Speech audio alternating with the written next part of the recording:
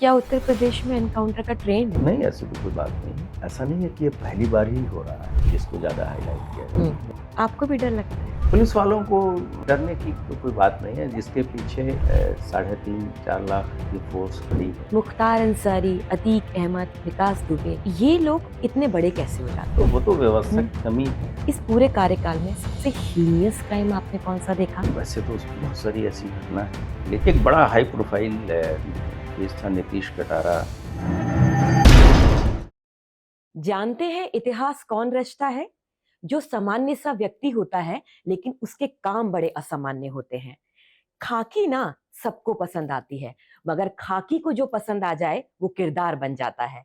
आज ऐसा ही एक किरदार मेरे साथ है, जिनकी सामान्य से असामान्य यात्रा तक का सफर मैं आज आपको अपने इस पॉडकास्ट में कराऊंगी।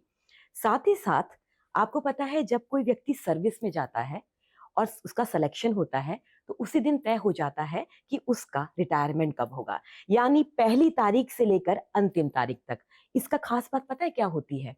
कि व्यक्ति क्या होता है और उसे क्या बनना है, क्या करना है, वो अपने इस सफर में तय कर सकता है। अब इस सफर के किरदार को मैं आपसे मिलवाने जा रही हूँ। जानते हैं वो कौन है? उत्तर प्रदेश के पूर्व डीजीपी प्रशांत कुमार जी।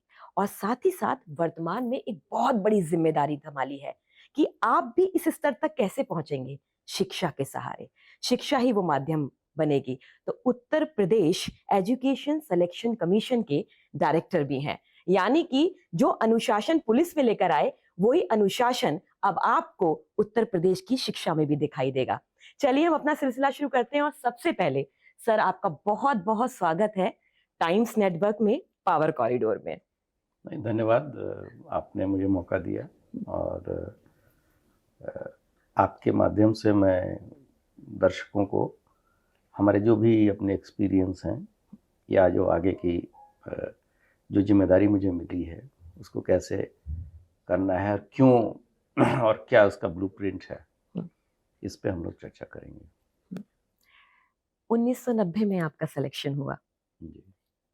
आप उसकी ट्रेनिंग के बाद आगे आए। बहुत लंबा आपका एक सफर रहा।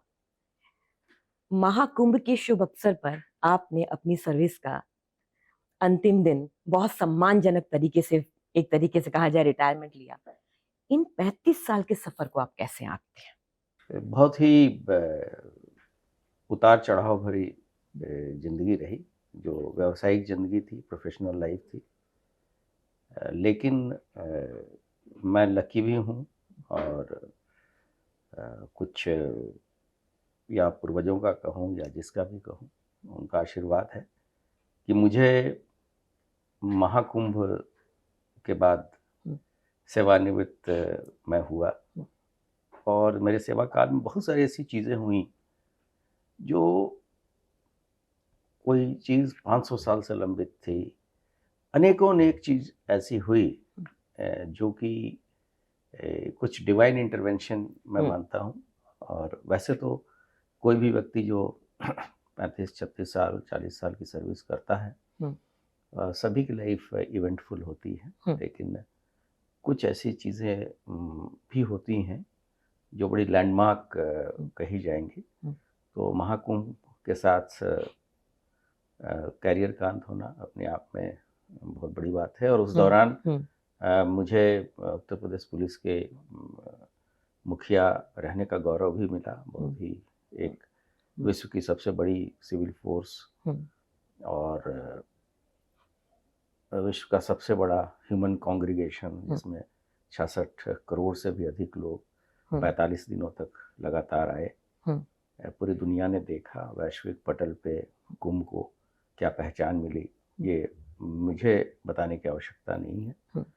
सभी मीडिया और सभी, चाहे वो प्रिंट की हो, चाहे वो टीवी की हो, या आजकल जो ये सोशल मीडिया है, सबने इन चीज़ों को खुद देखा है। उपलब्धियां कहीं ना कहीं हम सभी याद रखते हैं, लेकिन ये सफर 2 4 5 साल का नहीं, इतना लंबा सफर रहा। तो चुनौती, आपको सबसे ज्यादा चुनौती कहाँ महसूस हुई उत्तर प्रदेश में? कोई भी जो जॉब प्रोफाइल आपको मिलता है, उसकी जो अकाउंटेबिलिटी रहती है, अकाउंटेबिलिटी और रिस्पॉन्सिबिलिटी दोनों चीज़ें साथ साथ चलती हैं। ऐसा नहीं हो सकता कि आपको कोई पद मिल गया और उस पे उसके साथ कोई अकाउंटेबिलिटी नहीं। चाहे वो निचले स्तर पे हो, चाहे वो मीडियम स्तर पे हो, चाहे वो टॉप स्तर पे हो। तो हर एक जॉब की अपनी चुनौतियां रहती हैं। हाँ। और जैसे कोई एएसपी के रूप में ज्वाइन करता है तो उसको अपने कार्य क्षेत्र में बहुत सारी चुनौतियां लगती हैं। फिर जब वो एक जिले को कमांड करता है उन चीज़ों को कैसे मैनेज किया जाए, क्योंकि एक पब्लिक सर्वेंट हमेशा पब्लिक स्क्रूटनी में रहता है। और मेरा व्यक्तिगत मानना है कि स्वस्थ परंपरा के हिसाब से जब तक मीडिया के द्वारा और basically you are a public servant, आप पब्लिक की सेवा के लिए बने, तो सेवाएं कितनी दे रहे हैं और इसके बारे में जो भी संस्थाएं हैं, चाहे वो मीडिया की हो, हमारी जुडिशियल हो, एग्जीक्यूटिव हो, या हमारे विभाग के अंदर के लोग हों, तो उनको टोकाटाकी करनी चाहिए, जिससे कि और बेहतर करने की प्रेरणा भी मिलती है, एक फीडबैक भी मिलता है और इससे एक स्वस्थ कल्चर जो है वो डेवलप करता है। और मुझे कभी क्रिटिसिज्म से परहेज भी नहीं हुआ और कभी भी अपनी लाइफ में मुझे किसी ने कोई व्यक्तिगत आक्षेप नहीं लगाया। मेरे कार्य पर टिप्पणी कर सकते हैं, आप हमारे कार्य के करने के तरीके से डिफर कर सकते हैं, लेकिन मैंने पाया कि कमोबेश सभी लोग एक सोसाइटी को आगे बढ़ाने में सबका योगदान रहता है। आपने बहुत सारे मुख्यमंत्रियों के साथ काम किया, आपने बहुत सरकारों के साथ काम किया। पहले का उत्तर प्रदेश और आज के उत्तर प्रदेश की तस्वीर में आप कितना अंतर देखते हैं? जो पहले की बात आप कर रही हैं, उस समय जो हमारा कार्य करने का लेवल था वो मिडिल लेवल मैनेजमेंट का था और या लोअर ऑपरेशनल, जैसे कोई पॉलिसी बना के हम उनको इम्प्लीमेंट करते थे। तो उस समय बहुत टॉप लेवल पे चीज़ें कैसी हो रही हैं इसका ज्ञान नहीं होता। ये हाँ, अभी कभी कोई सीएम विजिट हो गई, पीएम विजिट हो गई या कोई ऐसी मीटिंग हुई, वो रोजाना नहीं होती, तो आपको उतना इंटरेक्शन करने का मौका नहीं मिलता। लेकिन जैसे अब आप शीर्ष स्तर पे हैं तो आप स्ट्रैटेजी भी तय करते हैं।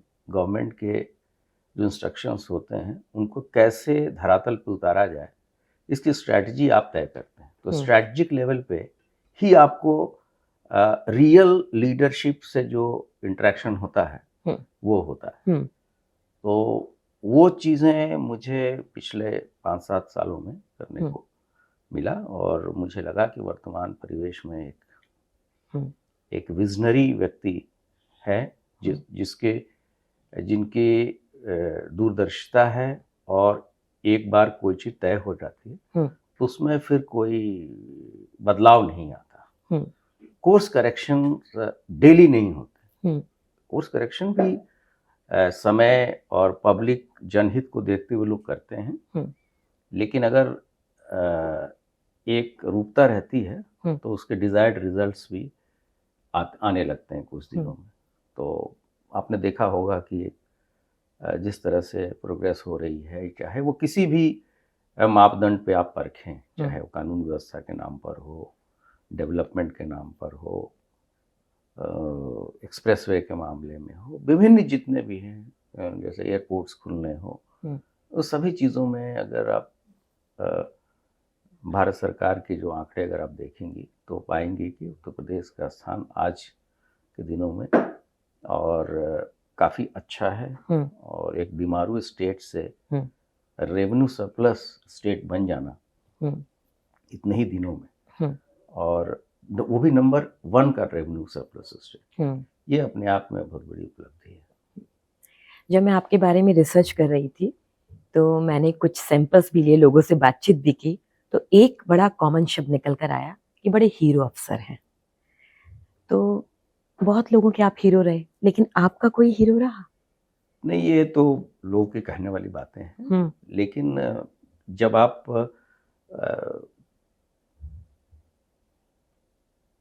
जूनियर रहते हैं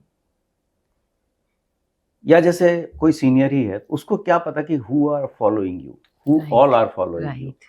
तो हमारे भी कुछ प्रोफेशनल लाइफ में कोई गुरु रहे हैं। जब आप बच्चे होते हैं तो आप अपने सिबलिंग्स को देखते हैं, एल्डर सिबलिंग्स को देखते हैं, आप अपने पेरेंट्स को भी आइडियल मान के चलते हैं। फिर वो धीरे धीरे जब आप जॉब में आते हैं तो अपने जो अच्छे सीनियर ऑफिसर होते हैं उनको भी अपना आइडियल मानते हैं। तो और फिर उसके हिसाब से काम करना चाहते हैं, एक लक्ष्य बनाते हैं कि नहीं मुझे इनकी तरह भी करना है काम।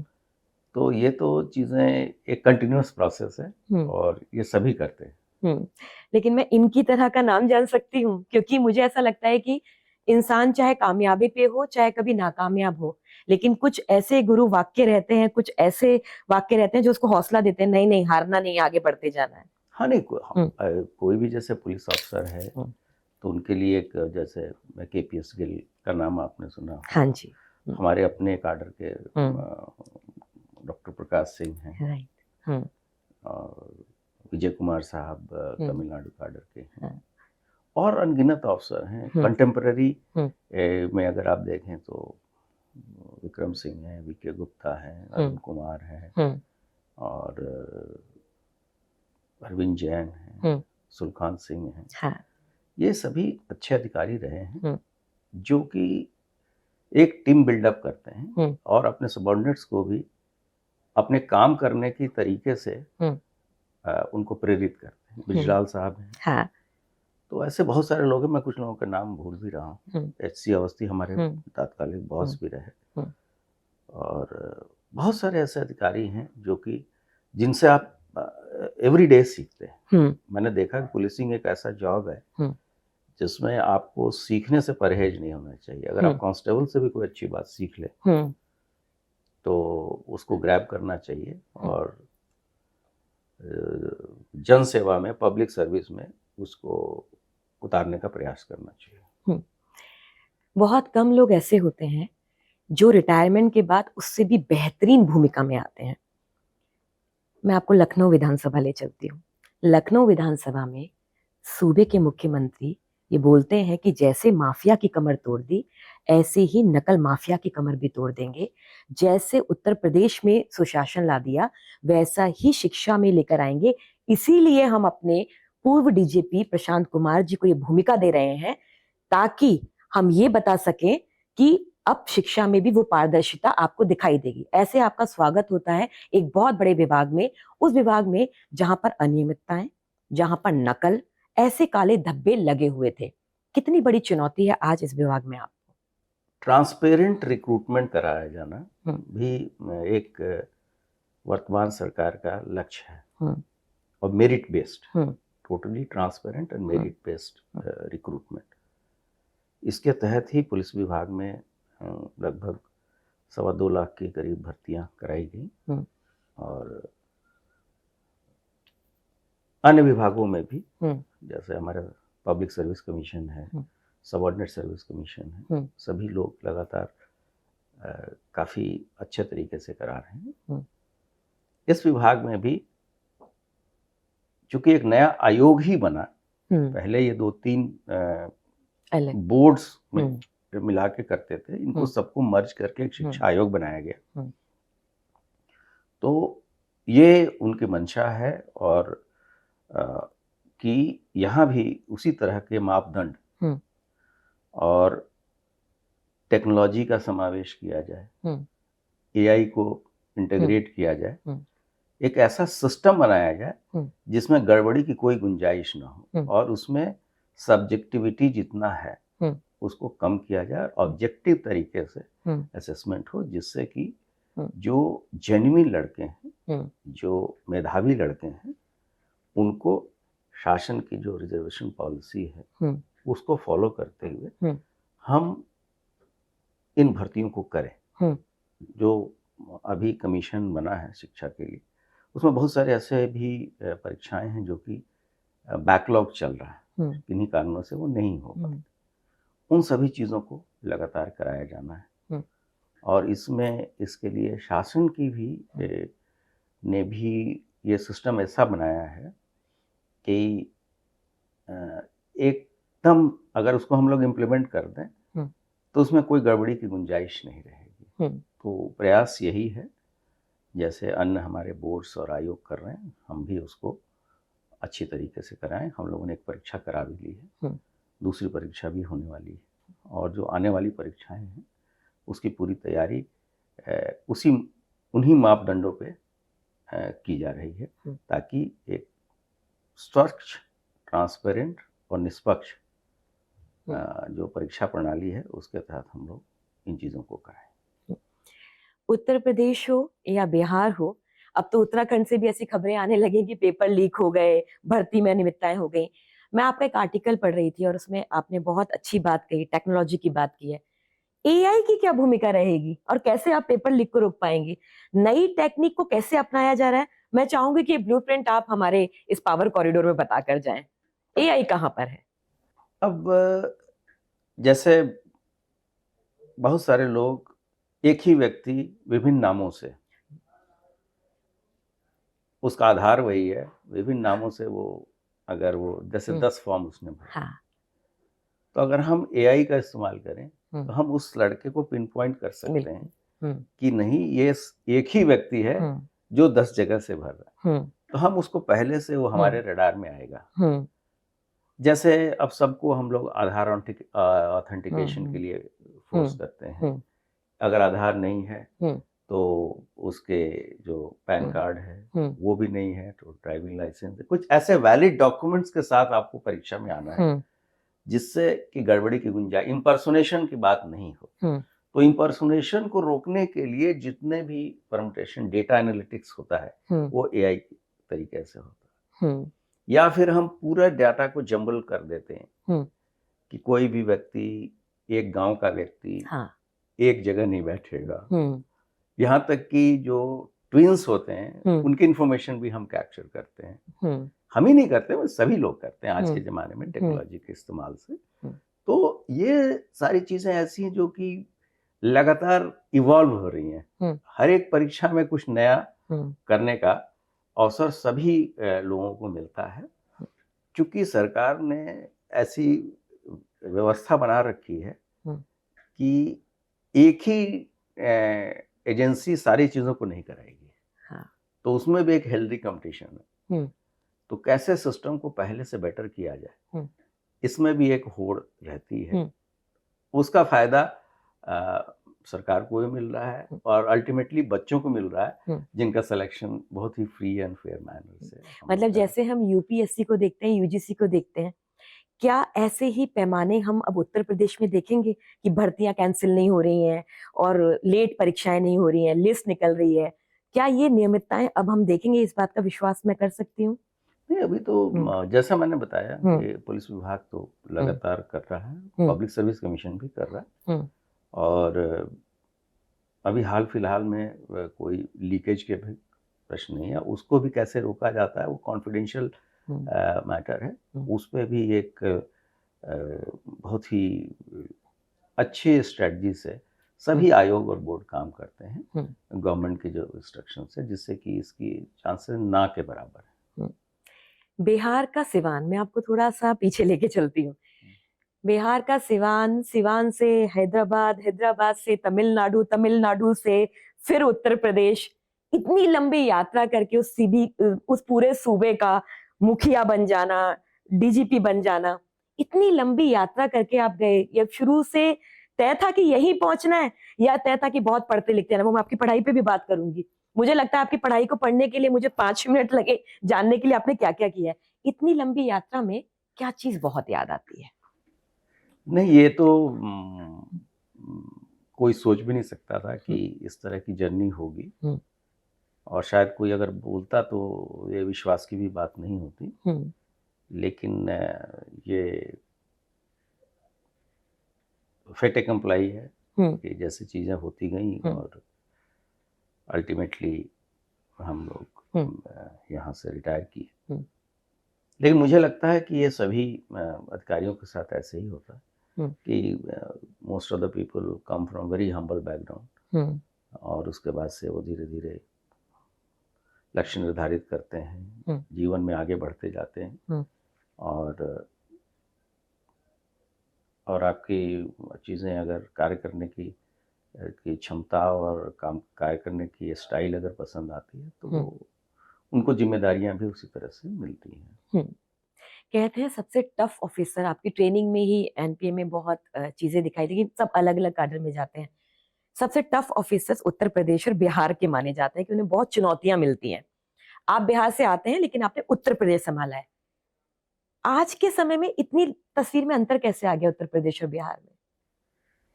नहीं, देखिए अधिकारी तो सभी जगह हाँ। उसी सिस्टम उसी ट्रेनिंग से जाते हैं। उस काडर विशेष की या राज्य विशेष की चुनौतियां हर एक राज्यों की अलग अलग चुनौतियां होती हैं। हाँ। और उस मामले में जो ये हार्टलैंड है, हिंदी हार्टलैंड कह लीजिए या इंडो गंजेटिक प्लेन कह लीजिए, तो यहाँ की विशेषताएं और यहाँ की चुनौतियां कुछ अलग किस्म की हैं।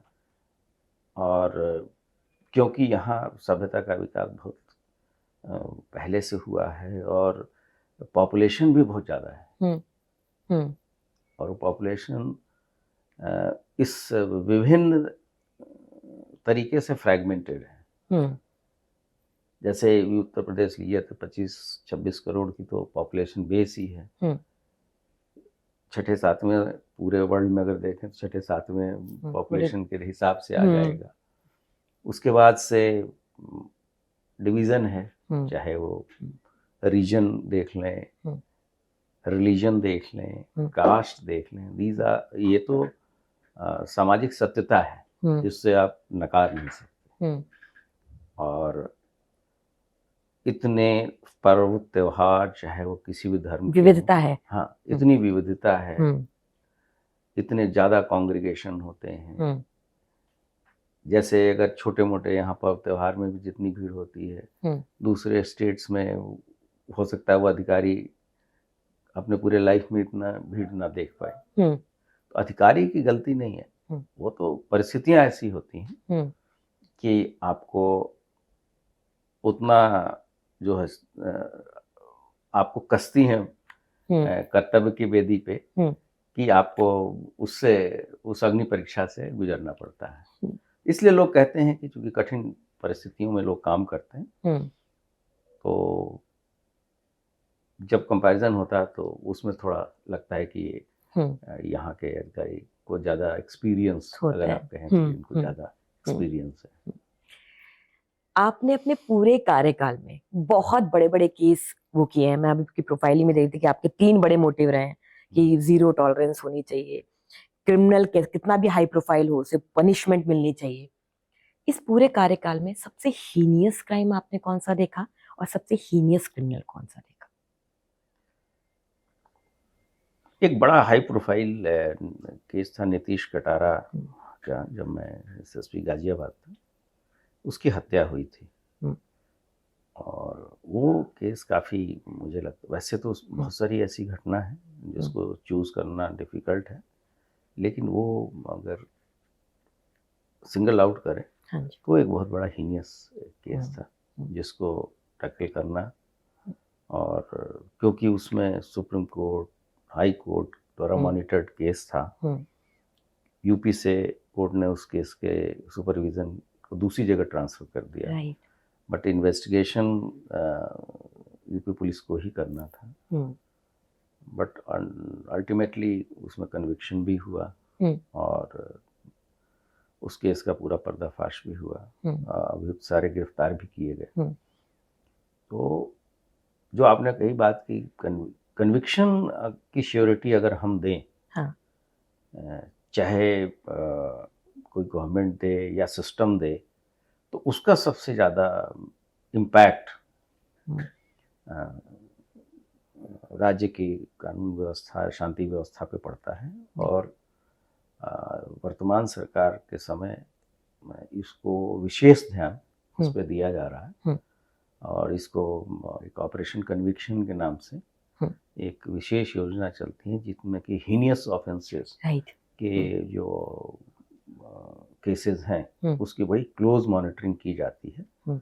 और मुझे लगता है कि अब तक 2-2.25 लाख केसेस में हम लोग कन्विक्शन यूपी पुलिस ने सिक्योर किया है, जिसमें से करीब 125 केस ऐसे होंगे जिसमें कैपिटल पनिशमेंट भी सिक्योर किया गया है लोअर कोर्ट से। तो इसके कारण भी काफ़ी एक अच्छा माहौल सोसाइटी में ओवरऑल बना है। ये बात अलग है कि कुछ माफियाओं पे भी कार्रवाई हुई है, कुछ ऑपरेशंस भी हुए हैं जो कि मीडिया में ज़्यादा हाईलाइट होते हैं, और इन चीज़ों को ऑपरेशन कन्विक्शन को कोई बहुत ज़्यादा पब्लिसिटी नहीं मिलती। लेकिन मेरा मानना है कि ये भी एक बहुत बड़ा फैक्टर, और रादर यही एक फैक्टर है जहाँ जो अपराधियों का मनोबल भी तोड़ता है, माफियाओं के भी मनोबल तोड़ता है। जैसे माफियाओं अगर देखें तो जो चिन्हित माफिया हैं, करीब माफिया और गुर्गे मिला के 1400-1500 लोग आइडेंटिफाई हुए थे। तो उसी में से 120 लोगों को सजा हो गई, 20 लोग उसमें से ऑपरेशन में मारे भी गए। सारे मुख्य माफिया जेल में हैं, सजा काट रहे हैं। सर, जब हाई प्रोफाइल केसेस होते हैं, मामले होते हैं, और देखिए आज नीतीश कटारा कहना बहुत आसान है, लेकिन उस समय ना ऐसा मीडिया था, ना उस समय इस तरीके का सिस्टम था। तो जब हाई प्रोफाइल केस आप लोग सॉल्व करते हैं तो प्रेशर आता है? आप जितने ईमानदार हैं, मैं उतना ईमानदार उत्तर चाहूंगी। नहीं, प्रेशर की बात नहीं होती है। समाज में अगर कोई भी व्यक्ति है तो उसको अपनी बात कहने का अधिकार है। अगर आप उसको प्रेशर माने, और मैं इस बात को नहीं कहूँगा कि उस समय मीडिया नहीं था, उस समय भी मीडिया था, और जब उसमें मुकर्रिर की गिरफ्तारी हुई तो बिना एडवर्टीजमेंट ब्रेक के कंटिन्यूअस सूचनाएं उसका प्रसारण किया गया, क्योंकि बड़ा ही हाई प्रोफाइल केस था वो। तो मीडिया का उस समय भी था, लेकिन चेक एंड बैलेंसेस मीडिया में रहते हैं, और प्रेशर तो होते हैं, लेकिन प्रेशर पे कितना यील्ड करना है, और अगर पुलिस अपने स्टैंड पे सही है तो बाद में ट्रुथ ही प्रिवेल करता है। और जो इस केस में भी किया, कन्विक्शन मिला, और उनके जो फैमिली मेंबर्स हैं उन लोगों ने इस चीज़ों को बहुत ही शिद्दत से हर एक लेवल पे इस केस को लड़ा। क्योंकि दूसरी साइड, क्योंकि आप गाजियाबाद में पूछ रहे, दूसरी साइड एक ऐसा व्यक्ति था जिसका बहुत ज्यादा पॉलिटिकल प्रभाव था, बाहुबली भी था। मेरा क्वेश्चन ही यही था कि क्या ऐसे केसेस में कोशिश होती है कि आउट ऑफ द वे कुछ कन्वे किया जाए मैसेज? कोशिश तो सभी करते हैं, लेकिन जैसा मैंने बताया कि सिस्टम, उस समय के परिस्थिति, उस समय की गवर्नमेंट और जो अधिकारी होते हैं वो किस तरह से इन चीज़ों को लेते हैं, लेकिन प्रेशर तो हमेशा रहता। आप मूवीज देखते हैं? मूवीज मैं पहले तो देखता था, अब तो नहीं, बहुत कम। बहुत कम। मैं आपको एक मूवी की तरफ ले जाना चाहूंगी। मुझे लगता है कि मैंने कहा था ना, ये प्रश्न तो बनता ही है कि एक सीन आता है, उसमें अतीक अहमद की बात हो रही होती है, उत्तर प्रदेश की बात हो रही होती है, अचानक से फ्रेम में एक अधिकारी आता है जो हूबहू आपकी तरह दिखता है। आप उससे कितना सहमत हैं? नहीं, मैं तो सहमति की बात नहीं है। वो एक काल्पनिक मूवी थी, और उसका यथार्थ से कोई संबंध नहीं है। अच्छा। रियलिटी से कोई, जिस कॉन्टेक्स्ट में वो चीज़ें दिखाई गई है वो गलत है। ये जरूर था कि हाँ, माफिया पे कार्रवाई, उस माफिया पे भी कार्रवाई उत्तर प्रदेश पुलिस ने की, और उसके भी आजीवन कारावास से कन्विक्ट कराया। राइट। हाँ, और उसके पहले अगर वो शायद जिंदा होता तो और भी केसेस हम लोगों ने आइडेंटिफाई कर रखे थे, जिसमें की सजा, और उस दोनों भाइयों को भी आजीवन कारावास की सजा पहले ही हो चुकी थी। और बहुत सारे ऐसे केसेस थे जो कि पाइपलाइन में थे, जिसमें कि काफ़ी हमारे पास एविडेंसेस थे। जैसे मैंने बताया ना कि 120 लोगों को सजा हुई, उसमें से ये भी सजा थी। आपने 300 से ज्यादा एनकाउंटर किए? नहीं नहीं, ये तो मुझे लगता है कि हर ये जगह मैं गलती देखती हूँ चली है। 300 से हाँ, ज्यादा वो है। कहते हैं ये हाँ। हम्म, डाटा जब हम्म, आप हम्म, डिग करेंगे हाँ, सोशल मीडिया से तो ये चीज़ें आती हैं। हम्म, ऐसी चीज़ें संभव नहीं होती। हम्म, और ये अवश्य होता है कि आप अगर कोई कहीं ऑपरेशन होता है हम्म, तो एज ए लीडर हम्म, आपको उस टीम के साथ भी रहना करना पड़ता पड़ता है। है। हम्म, अपनी टीम को, जब तक टीम अपने लीडर के साथ हम्म, नहीं रहती है हम्म, तो उसको फिर उसका जो परफॉर्मेंस है हम्म, वो ऑप्टिमम नहीं होता। हम्म, तो आपको उच्च दर्जे के रिजल्ट के लिए हम्म, तो जवानों के साथ कदम से कदम मिला के हम्म, अ, काम करना पड़ता है। और वही एक अच्छा मॉडल है। और जिसको भी आगे सक्सीड करना है हम्म। अपने जवानों के साथ लेकिन उसके आपको हर एक हम्म, अच्छे बुरे समय में उसके साथ रहना लेकिन चाहिए। आपको एनकाउंटर स्पेशलिस्ट कहा जाता है। नहीं, ये तो मुझे नहीं लगता कि इसमें हाँ, कोई है, वैसे लोग अपनी बातें हाँ। कहते रहते हैं। लेकिन अतीक अहमद का नाम लिया गया, इतना कुख्यात, और जिस तरीके के एक्ट्स उसके रहे वो बहुत ही ऐसे रहे कि मुझे लगता है कि सजा भी कम है। मेरा सवाल आपसे ये है कि जिस तरीके से लाइव मर्डर हुआ, जिस तरीके से दोनों को मारा गया, जिस तरीके सब कुछ हुआ, आप इसको सही मानते हैं? नहीं, मैंने तो कभी नहीं हाँ। कहा, ऐसी घटना तो हम्म, होनी नहीं चाहिए। पर ऐसी कैसे हो गई? अ, ये तो मैं बहुत बार और बहुत सारे कार्यक्रमों में बता चुका हूँ हम्म, कि पुलिस कस्टडी रिमांड हम्म, के बाद से उसे दाखिल करना था। हम्म, उसमें मेडिकल कराया जाना एक बाध्यता होती है। हम्म, वो मेडिकल के लिए ले जाया जा रहा था हम्म, मेडिकल कॉलेज। हम्म, वहाँ कुछ प्रेस के लोग खड़े थे हम्म, जिसके कारण ही वो लाइव टेलीकास्ट हो गया। हाँ। और वहाँ प्रेस कर्मियों के रूप में हम्म, अ, वो लोग एक आईडी लेके और हम्म, बदमाश भी थे। कैमरा। और वहाँ ये घटना हुई। हम्म, प्रेस वालों की फ्रिस्किंग और उनकी जांच पड़ताल या हाँ। उसमें भेदभाव करने का कोई हम्म, हम्म, एसओपी तो पहले से एग्जिस्ट नहीं था। हम्म, और इस तरह की चीज़ पहले कभी हुई भी नहीं थी हम्म, आज तक। हम्म, और वहाँ ये घटना हो गई। हम्म, और अभी भी मैं यही कहूँगा कि ये घटना होनी नहीं चाहिए थी। हम्म। हाँ। मतलब इस तरीके से लाइव। हाँ, वो हम्म, माफिया कितना दुर्दांत था, हम्म, उसकी सजा कानूनी तरीके से हम्म, हम लोगों ने भी दिलवाया। हम्म, लेकिन ये घटना उस तरह से नहीं होनी चाहिए थी। हम्म, लेकिन ये भी है हम्म, कि वो सारे अभी पकड़े भी गए। हम्म, उनके खिलाफ पुलिस ने चार्जशीट भी लगाई। हम्म, अभी भी वो जेल में। हम्म। तो वो उन पे भी कानूनी कार्रवाई होगी। क्या उत्तर प्रदेश में एनकाउंटर का ट्रेंड है? नहीं, ऐसी तो कोई बात नहीं है।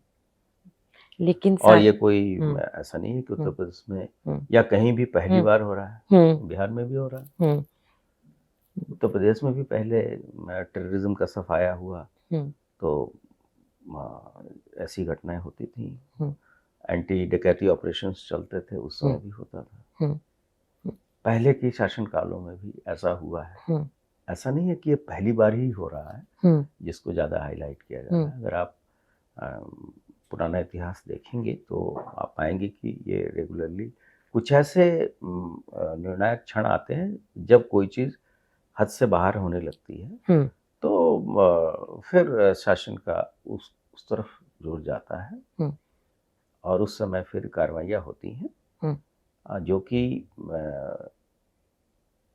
कोई भी जैसे अगर कोई ऑपरेशन होता है हम्म, तो जो ऑपरेशन में इन्वॉल्व रहते हैं उनको भी बहुत टफ टाइम फेस करना पड़ता है। हम्म, अगर जरा सा भी गलती हो जाए तो उनके लिए भी वही नियम कानून है जो कि एक अपराधी के लिए है। हम्म, तो ऐसा नहीं है कि कोई बड़े शौक से कर रहा है या कोई इसके लिए कोई विशेष निर्देश है। और इस तरह के पॉलिसी हो भी नहीं सकती सरकार की। लेकिन ऐसे ऐसे कालावधियाँ आई हैं हर एक प्रदेशों में जहाँ नक्सल का सफाया आप देखिए। हाँ, नक्सल का बहुत सफाया बड़ी चुनौती। उस दौरान भी ऑपरेशंस हुए। हाँ, तमाम लोग मारे गए। हम्म, जवान भी शहीद हुए। हाँ, हमारे यहाँ भी जवान हाँ, शहीद होते हैं। हम्म, तो जब फाइट टू फिनिश की बात होती है हम्म, तो ऐसी स्थिति में हम्म, ये ऑपरेशनल हैजार्ड है हम्म। जो कैजुअल्टी दोनों तरफ से। पर मेरा एक सवाल है, मुझे लगता है कि जो भी अगर एनकाउंटर के बारे में सुनता है, पढ़ता है, उसके मन में आता है, एक ही तरीके की खबर आती है। अभी भी कुछ हो जाए तो आती है कि अ, पकड़ा गया, पैर में गोली लग गई, भागने की कोशिश की, पुलिस वालों की पिस्तौल छीनी, उसको बचाव में उसको मार दिया, मार गिराया गया। ये एक ही तरीके की टेक्निक नहीं तो ये तो केवल यहाँ इतना और आसान। अन्य प्रदेशों में होता है। मैं भी हाँ, आज अभी मैं मैं सबकी बिहार बात का एक कर रही हूँ न्यूज़ सर। पढ़ रहा था। कि मतलब एक ही टेक्निक होती है, नहीं पकड़ा ऐसा गया, पुलिस टेक्निक की वालों को बात हमला नहीं किया। है। हुँ, देखिए कोई भी व्यक्ति हुँ, जब पुलिस किसी पे यूज़ ऑफ हाँ, फोर्स इस्तेमाल करती है हुँ, तो ये प्रयास प्रथम होता है कि उसको हम गिरफ्तार करें। हुँ, हुँ, ये नियम कानून भी यही है हुँ, और उसको अ, भागने न देने के लिए हाँ, सीधे सीने पे हुँ, गोली लेकिन निशाना करने का हुँ, प्राविधान नहीं है। हुँ, तो उसको इनकैपेसिटेट करते हैं कि भागने न पाए, हुँ, हुँ, उस कारण से भी होता है।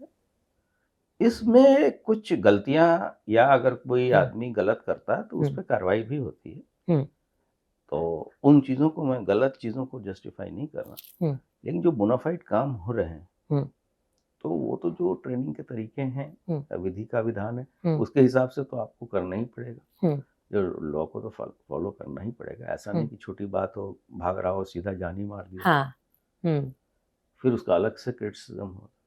हुँ, पुलिस तो की नौकरी तो तलवार की धार पे चलने वाली बात हुँ, है। वह किसी भी तरीके से करिए तो कहने वाले कुछ न कुछ उसमें हुँ, कमियां निकालते हैं। हुँ, और लेकिन अगर आपका काम बोनाफाइड है हुँ, तो और फिर वो चीज़ें जस्टिफाई भी होती हुँ। मुख्तार अंसारी, अतीक अहमद, विकास दुबे, ये लोग इतने बड़े कैसे हो जाते हैं? और क्योंकि आप तो वही अधिकारी हैं, पहले भी आप जब आए तो वही अधिकारी थे, आज भी आप वही अधिकारी हैं। अधिकारी तो लगभग वही रहते हैं। ऐसा क्या होता है कि एक छोटी-सी जगह से, मतलब मैं विकास दुबे का ज़रूर एग्ज़ाम्पल दूँगी कि पूरा शहर उससे चलने लगता है। उसके उसमें आने के लिए इतना काफ़िला आता है, उसको पकड़ने में इतनी वो होती है। तो ये सारे के सारे इतने बड़े माफ़िया कैसे बन जाते हैं? तो वो तो व्यवस्था हुँ, की कमी है। हुँ, वही व्यवस्था भी है, नियम कानून भी वही है, हुँ, अधिकारी भी अ, विभाग भी वही है। हुँ, अधिकारी हो सकता है, कुछ रिटायर होते हैं, हुँ, कुछ नए लोग आते हैं, लेकिन ये एक कंटिन्यूअस प्रोसेस है। हुँ, जो सबसे ज़्यादा इसमें जो जिसका इम्पैक्ट पड़ता है, हुँ, वो है विल पावर, हुँ, सरकार का विल पावर, हुँ, सरकार की क्या प्रायोरिटी है। हुँ, और जब इस तरह की ज़ीरो टॉलरेंस की नीति सरकार अपनाती है, हुँ, चाहे कोई भी सरकार हो, हुँ, तो फिर ऐसे लोग या तो जेल के हुँ, या तो कन्विक्ट होते हैं, हुँ, जेल जाते हैं, हुँ, या फिर अगर कोई हुँ, ऑपरेशन होता है तो उसमें मारे भी जाते हैं। हुँ, तो इस सरकार में भी अपराधों के प्रति ज़ीरो टॉलरेंस है। हुँ, और उसी कारण से आपने देखा होगा कि एक यूपी मॉडल की बात होती है राइट। और डेवलपमेंट के मैंने पहले ही बताया कि हुँ, किस तरह से डेवलपमेंट हो रहा है। हुँ, तो जब व्यवस्था के ऊपर कोई जाता है तो पुलिस कार्रवाई करती है हुँ, और केवल पुलिस ही नहीं, मैजिस्ट्रेसी भी करती है, हुँ, फिर जुडिशियल रोल भी होता हुँ, है। हम लोग किसी पे दोषारोपण नहीं करना चाहिए जब तक आप जुडिशरी में अपने एविडेंसेस प्रॉपरली प्रोड्यूस नहीं करेंगे, हुँ, तो जुडिशरी भी कैसे कन्विक्ट करेगी किसी को। हुँ, तो जब आप अपने सारी चीज़ें केस डायरीज अच्छे तरीके से काटेंगे, एविडेंसेस कलेक्ट करेंगे, विटनेसेस गवाही होगी, हुँ, आपके प्रोसिक्यूटर उसको आर्गू करेंगे कोर्ट हुँ, में।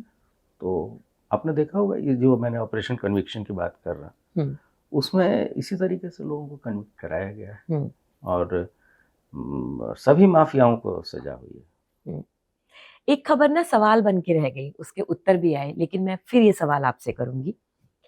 मुख्तार अंसारी, बोला गया कि स्लो पॉइज़न, बहुत सारे आरोप लगे कि जेल में ऐसा हुआ, वैसा हुआ। उन्होंने भी जब भी बाहर निकले तो हर बार बोला कि मेरी जान को खतरा है, जान को खतरा है। आप मुझे इसकी सच्चाई बता दीजिए। नहीं, मैं तो बता रहा हूँ कि हुँ, एक तो उसका पुलिस से कोई लेना-देना नहीं हुँ, है इस पूरे प्रकरण में। हुँ, वो जेल के अंदर थे। जेल विभाग और पुलिस विभाग अलग अलग विभाग है। जेल के रहने के दौरान जब भी कोई मेडिकल एड की आवश्यकता हुई, मुझे, चूंकि मैं उस समय फोर्स में था, तो मैं पूरे जिम्मेदारी से कह सकता हूँ कि 50 से अधिक बार विभिन्न मौकों पे मेडिकल एड प्रोवाइड किया गया। उस व्यक्ति को क्या क्या बीमारियां थी, घर के लोगों ने सुप्रीम कोर्ट तक एफिडेविट दे रखा है। हाँ। ऐसा ऐसा भी नहीं कि कोई बीमारी जाने के बाद हो गई, कोई नई बीमारी हो गई। और पोस्टमार्टम पूरा पैनल ऑफ डॉक्टर्स ने किया, राइट। उसकी वीडियोग्राफी है, फॉरेंसिक जांच हुई है, सारे कागजात फैमिलीज को प्रोवाइड कराई गई। डिस्ट्रिक्ट मैजिस्ट्रेट के द्वारा कॉज ऑफ डेथ की घोषणा की गई थी। और क्या चाहते हैं? अब कोई अपनी बात कह रहा है, वो डेमोक्रेटिक कंट्री है, कहने का सबके पास अधिकार है। अल्टीमेटली जब कोई बात होगी तो वो तो देखा जाएगा ना, कागज जो है उसको देखा जाएगा। जब होगा तो देखेंगे सभी लोग। आपने ना अपने एक संबोधन में कहा था नए तरह का माफिया।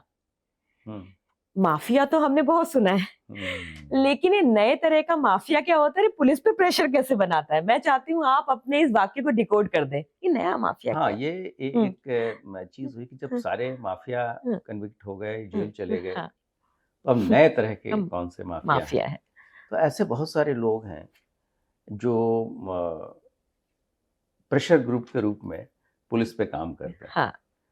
तो चाहे वो किसी भी रूप में हो, और अब मैं किसी प्रोफेशन विशेष पे नहीं कहना चाहता, फिर वो एक कंट्रोवर्सी का विषय हो जाएगा।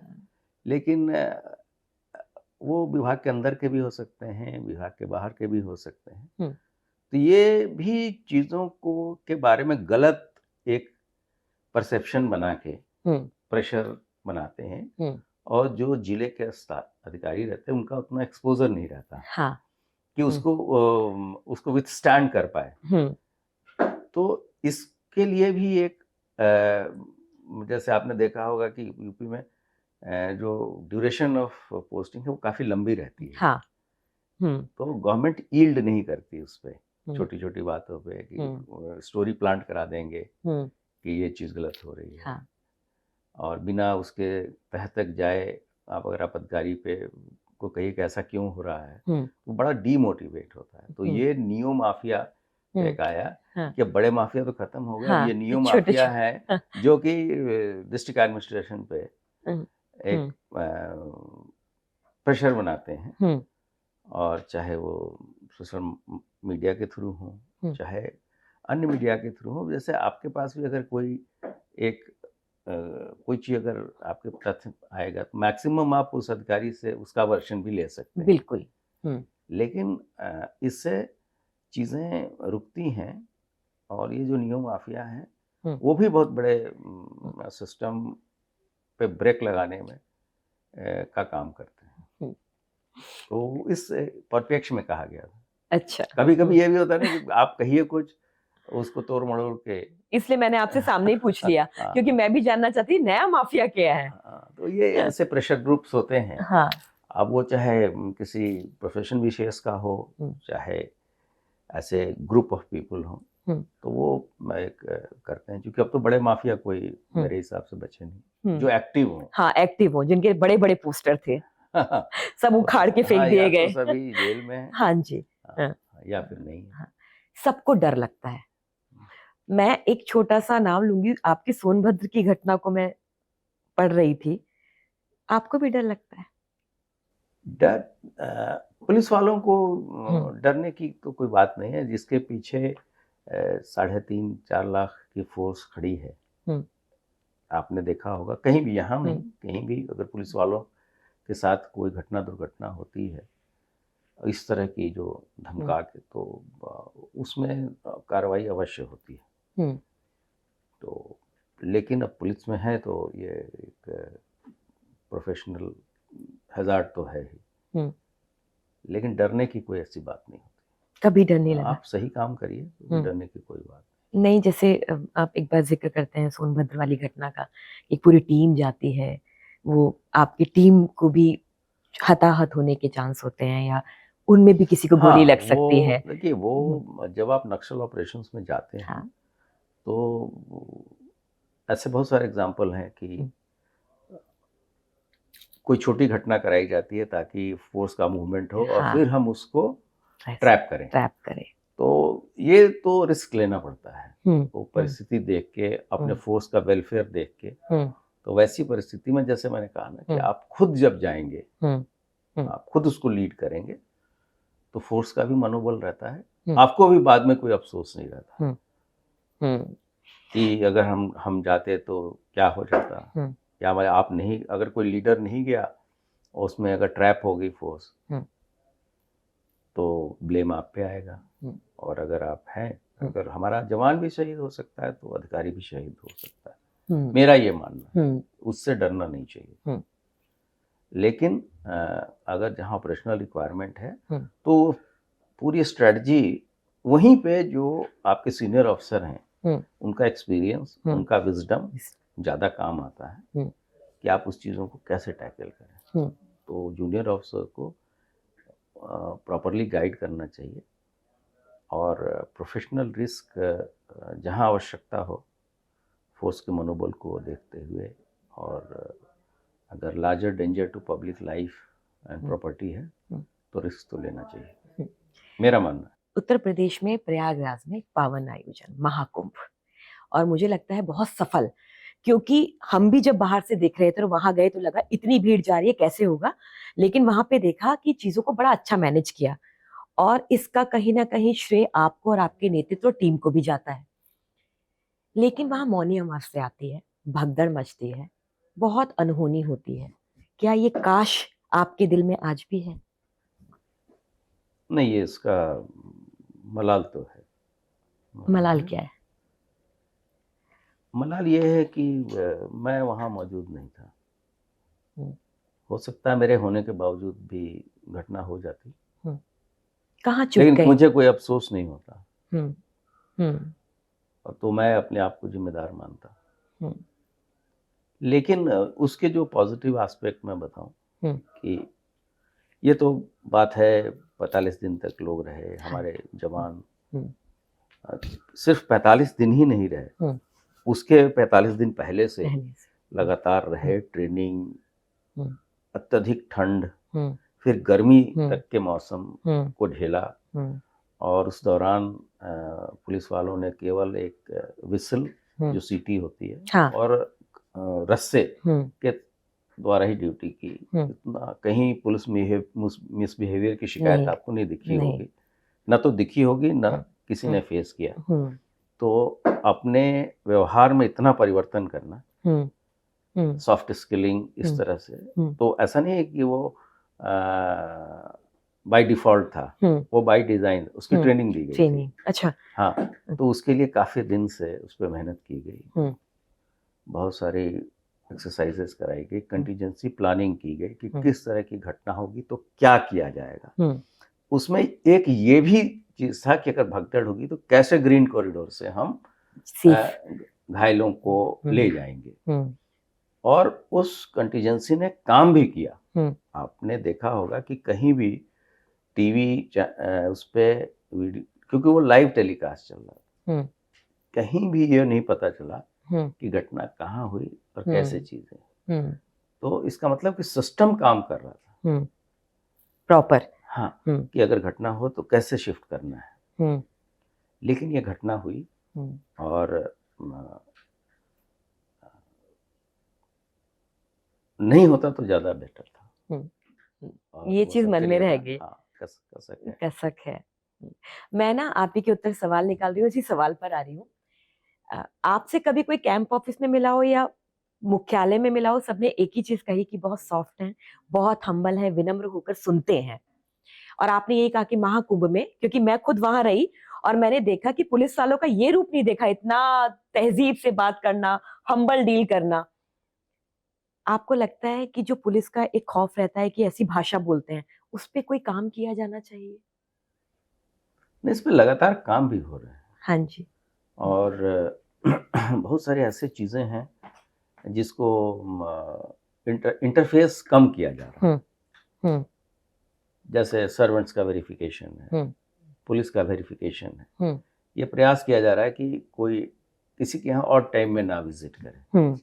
हम्म टेनेंट वेरिफिकेशन है। हाँ तो बहुत सारे ऐसे सर्विसेज हैं जिसमें जो पुलिस ये कर रही है और बेहतर बिहेवियर के बहुत सारे चेक्स बैलेंसेस सिस्टम भी कर रहे हैं। आजकल के बच्चे पढ़े लिखे भी आ रहे हैं, बहुत अच्छे वेल एजुकेटेड लोग फोर्स में आ रहे हैं, उनको प्रॉपर ह्यूमन राइट्स की ट्रेनिंग भी दी जा रही है। तो ये चीज़ें आज से 15 साल पहले, 20 साल पहले इसकी उतनी पढ़ाई नहीं होती थी। तो अब तो ये इंटीग्रल पार्ट है कि अगर पुलिस डिपार्टमेंट को सरवाइव करना है तो बिहेवियर को भी मोल्ड करना पड़ेगा। आप अपराधियों के साथ सख्त रहिए, लेकिन सामान्य जनता के साथ आप देखती होंगी कि कुछ लोग बहुत पॉपुलर होते हैं। हाँ। चाहे वो सिपाही हो, चाहे वो SHO SO हो, या हमारे डिप्टी SP हो, एडिशनल SP हो, SP हो, तो और बहुत लोग मिड कोर्स करेक्शन भी करते हैं। मान लिया कहीं कोई गलती हो गई या कहीं कुछ दिख गया, उसको लगता है कि नहीं, मुझ में भी सुधार की आवश्यकता है, तो करते हैं। इसके लिए इन सर्विस कोर्सेज भी होते हैं। तो प्रयास विभाग का लगातार जारी है। इस तरह के कोई नहीं, इतने बड़े डिपार्टमेंट को आप ऐसा नहीं चला सकते जो कि पब्लिक के साथ मिसबिहेव करे। और आज के ज़माने में और सुप्रीम कोर्ट के डायरेक्शन से तो CCTV भी प्रत्येक थाने में लगे हैं, जगहों पे लगे हैं। महिलाओं को रात में नहीं बुलाना है। हमारे यहाँ खुद जो फोर्स में महिलाओं की संख्या 2017 से अब लगभग 4 गुनी हो चुकी है। तो अधिक कंपोनेंट लेडीज़ का रहने से भी जो बच्चे और बुजुर्ग हैं या लेडीज़ हैं, उनके ग्रीवांस रिड्रेशल में काफ़ी सुविधा होती है। मैं थोड़ा सवालों का तरीका बदल देती हूँ और आपको एक डायलॉग सुनाती हूँ। एक बहुत बड़ा मंच था, देश के पूर्व उपराष्ट्रपति वहां खड़े हुए थे, धनखड़ साहब, और उन्होंने एक डायलॉग मारा कि मूछें हो तो नथुलाल जैसी। और आपका एक अंदाज है, मैं ये जानना चाहती हूँ कि जैसे हम KPS गिल साहब की आप बात कर रहे थे, तो उनकी ऊंची पगड़ी, ऊंची नाक, बोलने का भारी भरकम अंदाज, आप अपनी मूछों के लिए भी बहुत फेमस रहते हैं और उपराष्ट्रपति भी आपके फैन थे। आप नेताओं में भी चर्चा में रहते हैं, इसके पीछे कोई कारण है कि बस हो गया? नहीं, इसके पीछे कोई ऐसी स्ट्रैटेजी नहीं है। ये तो जस्ट बाय चांस, मैं तो यही कहूँगा। नहीं, पहले आपकी थोड़ी सी ऐसी मूछें थी और फिर एकदम घूम गई, तो मैं ये जानना चाह रही थी सीधी मूछें घूम कैसे गई? नहीं, इसके पीछे कोई ऐसा कहीं तमिलनाडु है कहीं? नहीं, तमिलनाडु तो है, वो तो मैंने कहा कि तमिलनाडु तो मेरा ओरिजिनल कार्डर है। अच्छा, तो उसका इम्पैक्ट तो रहता ही है। मतलब कोई ऐसा कुछ डिजाइन नहीं है। नहीं। मैं ना आपके प्रोफाइल में आपकी शिक्षा पढ़ रही थी और मुझे लगता है कि 5 मिनट पढ़ने के लिए चाहिए और करीब करीब 50 मिनट उस शिक्षा को समझने के लिए चाहिए। इतनी वैरायटी कैसे? मतलब आपने डिलीट भी किया है, आपने मतलब डिफेंस और स्ट्रेटेजिक स्टडीज में भी किया है, आपने MSc अप्लाइड जियोलॉजी में भी किया, गोल्ड मेडल, मतलब मुझे लगता है कि बहुत सारा गोल्ड है आपके घर में, इतने सारे गोल्ड मेडल। इतनी टफ जॉब और इतनी बड़ी भूमिकाओं में आप रहे हैं कि बहुत कम उत्तर प्रदेश के अफसर रहते हैं, इतना टाइम कहाँ से निकाल दिया? नहीं, जब भी मुझे मौका लगा, पता था ये विभाग मिलेगा रिटायरमेंट के बाद? नहीं, ऐसा नहीं है, ऐसा नहीं। विभाग से ये तो कोई सोच भी नहीं सकता। इतनी पढ़ाई लिखाई, पढ़े लिखे विभाग में पहुंच गए आप। नहीं, वो कुछ चीजें तो जब रेगुलर स्टडीज की हैं, हाँ जी, उसके बाद से जब इन सर्विस मौका मिला, जैसे डिजास्टर मैनेजमेंट का एक कोर्स अपॉर्चुनिटी मिली थी, उसको हम लोगों ने ग्रैब किया। फिर एक नेशनल डिफेंस कॉलेज का एक अच्छा कोर्स होता है जिसमें सिविल मिलिट्री इंटरफेस होता है, तो वहाँ उस कोर्स करने के दौरान ही आपको MPhil की डिग्री मिलती है। तो वो एक बाय डिफॉल्ट जो है उसके साथ अटैच्ड है। और डिलीट तो बाद में लखनऊ यूनिवर्सिटी ने पोस्ट रिटायरमेंट जो कंट्रीब्यूशन उन लोगों ने, उनके बोर्ड ने जो डिसाइड किया, वहाँ से दिया गया।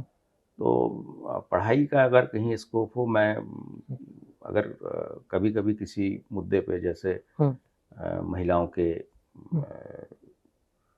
शिक्षा हो या महिलाओं का जो पुलिस में जो चीज़ें हैं, महिलाओं के एम्पावरमेंट के लिए, इस पे भी कभी कभी मैं आर्टिकल लिखता हूँ। तो अब कोई समय है तो इसका सदुपयोग करना चाहिए। हाँ।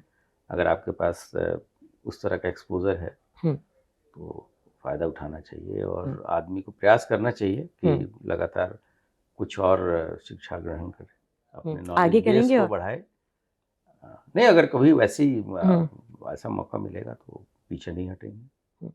आपकी जीवन संगिनी खुद एक बहुत बड़ी अधिकारी रही हैं, आईएएस ऑफिसर रही हैं। कभी ऐसा हुआ है कि घर में बैठकर उनकी कोई सलाह हो जिसमें आपको लगा हाँ, महिलाओं के लिए, बच्चियों के लिए कुछ खास किया जाना चाहिए, कहीं उनका कोई ऐसा वाक्य आपके लिए प्रेरणा बन गया हो? बिना देखिए, जब तक घर में आपके पार्टनर का कॉपरेशन ना हो तो इस तरह के जॉब बहुत टफ जॉब होते हैं। हाँ। जिस समय बहुत सारे ऐसे क्षण आते हैं जब आप बहुत ही अकेले होते हैं, तो उस समय ऐसे उसकी ज़रूरत पड़ती है जो कि आपको मोटिवेट करे, आपको गाइड भी करे। और अगर कोई व्यक्ति उसी बैकग्राउंड का है एडमिनिस्ट्रेशन का, तो उसका तो डबल फायदा रहता है। तो मतलब वहां से आपको काफी, क्योंकि मेरे को लगता है कि अधिकारियों, जब दोनों पति पत्नी अधिकारी होते हैं, बच्चों के ऊपर एक अलग टाइप का प्रेशर होता है, उनके जीवन को इतना सामान्य जीवन तो नहीं होता। हाँ नहीं, बच्चे तो सफ़र करते हैं, इसमें कोई डाउट नहीं है।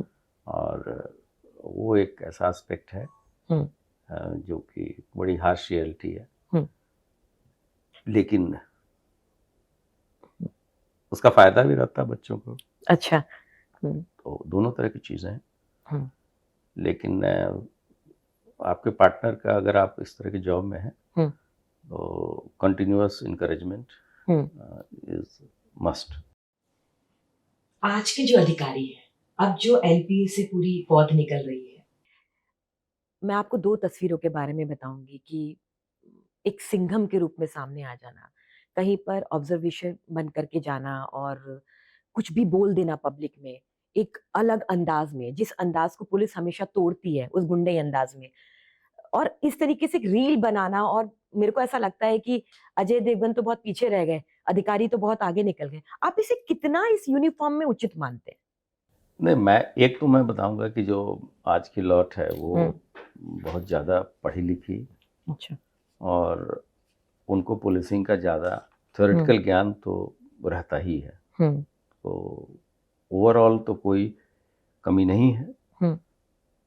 मैंने आपको बताया ना कि किन परिस्थितियों में वो रील वो खुद बना के डाल रहा है या उसके पीछे लोग लगा रखे हैं, किस कंडीशन में वो जॉब कर रहा है, ग्राउंड रियलिटी को जाने बिना ये कहना कि नहीं उसके द्वारा खुद किया जा रहा है, मुझे नहीं लगता कि कोई व्यक्ति 1000 किलोमीटर 500 किलोमीटर दूर जाके वो यहाँ से अपना फोटोग्राफर तो कोई लेके गया नहीं। राइट।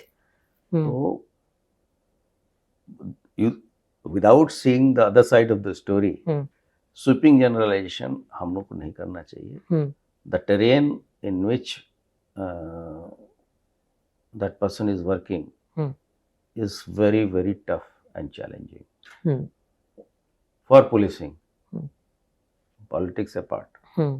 तो हम लोग को एक समग्र रूप में चीज़ों को देखना चाहिए। मैं न तो इसको अच्छा कहूँगा न बुरा कहूँगा, लेकिन हाँ ये ज़रूर है कि पब्लिसिटी ओरिएंटेड पुलिसिंग करनी नहीं चाहिए, और आपको आपके कार्य ही आपकी ड्रम बीटिंग करने चाहिए, न कि आप खुद अपनी ड्रम बीटिंग करें। वो तो ज़्यादा बेटर। हाँ।